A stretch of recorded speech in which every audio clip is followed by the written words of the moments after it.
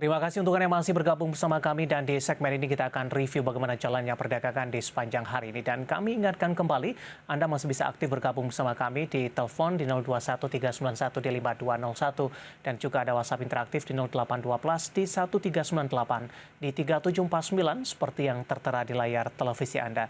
Dan saat ini kami sudah terhubung melalui Zoom bersama dengan Bapak T. Herditya Wicaksana selaku Technical Analyst MNC Sekuritas. Kita akan langsung sapa saja Pak Adit, selamat sore, apa kabar Pak? Halo, selamat sore Mas. Kabar baik. Terima kasih Pak Adit sudah meluangkan waktu di IDX Channel. Di sepanjang perdagangan hari ini, indeks harga saham gabungan mengalami tekanan Pak Adit di pagi Ya, tadi sempat melemah di atas 1%. Namun kabar baiknya adalah di penutupan sesi kedua, pelemahan sudah mulai terbatas hanya di 0,04% dan ini level tertinggi di sepanjang perdagangan hari ini di level penutupan. Secara teknikal, bagaimana Anda melihat capaian indeks harga saham gabungan setelah tertekan cukup dalam, kemudian tampaknya mencoba berbalik arah untuk mengalami penguatan? Karena waktunya yang cukup ya, terbatas mungkin artinya tidak sempat berbalik ke zona hijau di sepanjang betul. perdagangan hari ini, Pak Adit. Oke, kalau kita lihat memang pada pagi hari tadi ya, ISG ini dibuka melemah sampai sebesar minus kurang lebih 1%-an, dan hal ini juga dapat kita lihat dari bursa-bursa global pada umumnya, di mana memang bursa AS terkoreksi 3%-an, kemudian mayoritas bursa regional Asia pun juga ikut terkoreksi.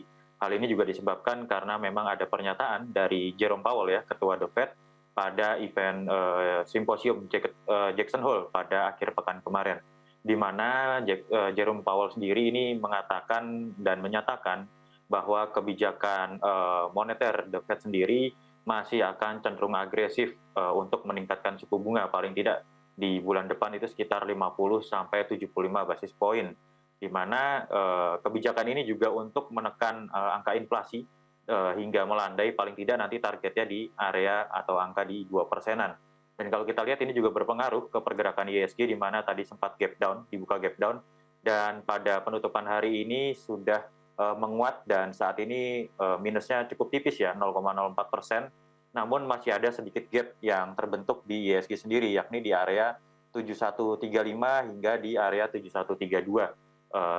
Jadi kemungkinan besok ini akan menguat terlebih dahulu sedikit gitu ya, paling tidak menguji area gap yang ada, dan kami melihat pergerakan ISG masih cenderung bearish ke depannya, seperti itu.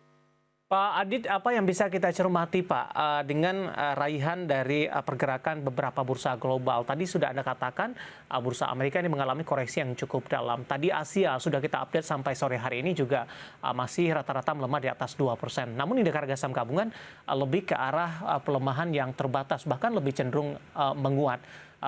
Apa yang bisa kita simpulkan di tengah kondisi ini, Pak Adit? Apakah memang indeks harga saham gabungan bisa dikatakan cukup tahan dibandingkan dengan beberapa bursa Asia dan global lainnya? Oke, kalau kita lihat memang ISG ini secara fundamental juga masih cukup kuat ya, dengan rilis data makro yang masih cenderung baik. Namun angka inflasi sudah menyentuh angka 4,9%-an ya di inflasi bulan Juli kemarin.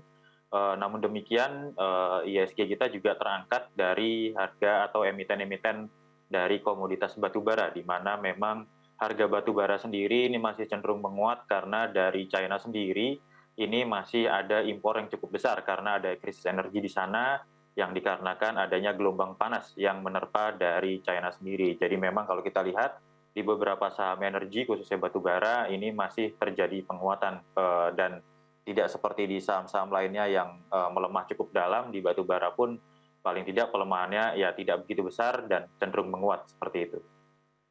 Baik, yang menarik juga dari rotasi pergerakan sektoral Pak Adit, Ya. teknologi hari ini memimpin pelemahan dan menjadi pemberat bagi indeks harga saham gabungan. Ada Gotoh, kemudian juga ada Buka di sana. Kondisi yang sama juga terjadi pada bursa Amerika. Ketika The Fed mengumumkan akan lebih agresif menaikkan suku bunga, teknologi tampaknya cukup rentan dengan sentimen ini. Bagaimana dari sisi domestik untuk saham-saham teknologinya terkait dengan kenaikan suku bunga Bank Indonesia? Kemudian hari ini tampaknya pemerintah juga menunda kenaikan tarif ojek online sepertinya ini sebelumnya diharapkan akan memberikan sentimen positif kepada emiten ini. Ya, betul sekali, dengan adanya rencana kenaikan suku bunga dari The Fed yang cenderung cukup agresif, 50 sampai 75 basis poin, hal ini juga nanti menggiring paling tidak nanti dari suku bunga acuan Bank Indonesia sendiri pun juga akan cenderung naik. Namun demikian, suku bunga Bank Indonesia ini diterapkan atau dinaikkan ini untuk paling tidak mengantisipasi dengan adanya resiko peningkatan inflasi ya akibat adanya kenaikan harga BBM non subsidi dan rencana kenaikan dari BBM subsidi nanti, dan untuk menjaga dari stabilitas nilai rupiah juga, karena kalau tidak dinaikkan ada ketakutan dan kemungkinan stabilitas nilai rupiah akan turun, dan dengan adanya kenaikan BBM subsidi dan non subsidi ini juga akan meningkatkan inflasi. Dengan kenaikan dari suku bunga acuan Bank Indonesia sendiri, ini juga akan menekan dari emiten-emiten yang memiliki leverage atau hutang yang cukup besar, karena dapat kita ketahui suku bunga acuan naik, suku bunga kredit naik, maka emiten-emiten dengan leverage yang cukup besar seperti emiten-emiten konstruksi, menara-menara telco, dan dari tekno sendiri, ini nantinya akan cukup tertekan sendiri untuk dari kenaikan suku bunga acuan begitu. Baik, kalau kita kaitkan dengan penundaan kenaikan tarif memberikan dampak tidak Pak sebenarnya?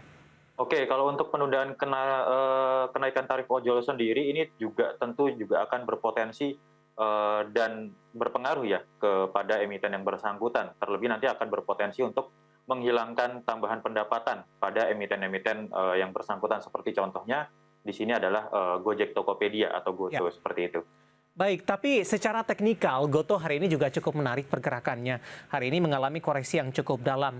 Tampaknya seirama dengan pergerakan indeks harga saham gabungan ini, Pak Adit, dan tampaknya juga GoTo yang membuat pelemahan yang terjadi di sesi kedua hari ini lebih ke arah terbatas, karena GoTo akhirnya ditutup di zona hijau, menguat di 0,63% dan kembali lagi ke level 300-an. Bagaimana analisis Anda dan juga rekomendasi untuk GoTo jangka pendek, Pak Adit, dengan pembalikan arah di penutupan sesi kedua hari ini? Oke, kalau untuk dari GoTo sendiri dapat kita cermati memang ini cenderung menguat ya. Kalau kita lihat dari sisi stokastiknya sendiri, ini sudah cenderung golden cross dan nampaknya akan ada pembalikan arah.